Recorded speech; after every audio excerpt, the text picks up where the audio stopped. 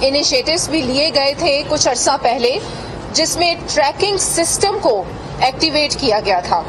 اور تقریباً کوئٹہ ٹو کراچی جو روٹ ہے جس پہ 316 کوچز چلتی ہیں، اس میں ٹریکر سسٹم لگایا گیا تھا جو کہ 2021 میں بہت ہی اعلیٰ طریقے سے کام کر رہا تھا. لیکن یہاں پر یہ ہوا کہ جو ٹرانسپورٹرز مالکان تھے انہوں نے ٹریکر کمپنی کے جو ڈیوز تھے وہ کلیئر نہیں کیے، جس کی وجہ سے یہ ٹریکرز بند ہو گئے.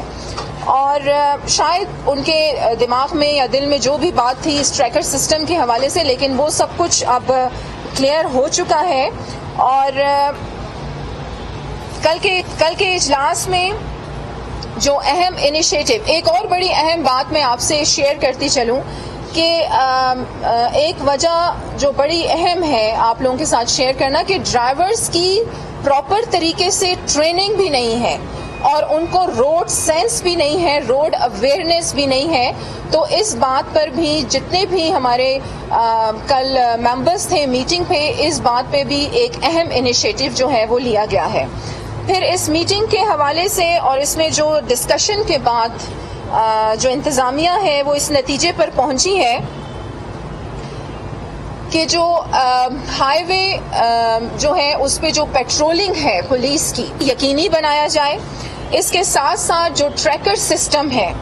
اس کو بھی فعال کیا جائے، اور جتنے بھی ٹرانسپورٹرز ہیں اور مالکان ہیں ان کا جو روٹ پرمٹ ہے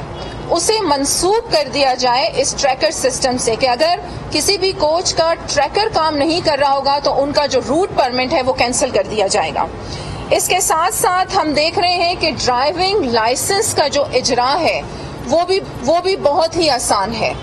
تو انتظامیہ نے اور on the instructions of chief minister اس بات کو بھی یقینی بنایا گیا ہے کہ ڈیجیٹلائز کیا جا رہا ہے کہ جو بھی ڈرائیونگ لائسنس کا اجرا ہے اسے ڈیجیٹلائز کیا جائے تاکہ پراپر چیک اینڈ بیلنس کے ساتھ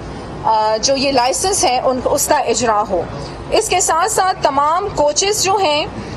اس میں بھی کچھ اس قسم کے آلات یقینی بنائے جائیں تاکہ اگر خدا نخواستہ اس قسم کا واقعہ پیش آئے تو موقع پر ایسے واقعات کو کنٹرول کیا جائے، جس میں فائر ایکسٹنگوشر جو ہے اسے بھی یقین بنایا جائے گا، اور پھر ایمرجنسی جو ایگزٹ ہے اسے بھی یقینی بنایا جائے گا. اس کے ساتھ ساتھ جو انیشیٹوز اس اجلاس میں لیے گئے ہیں اس حوالے سے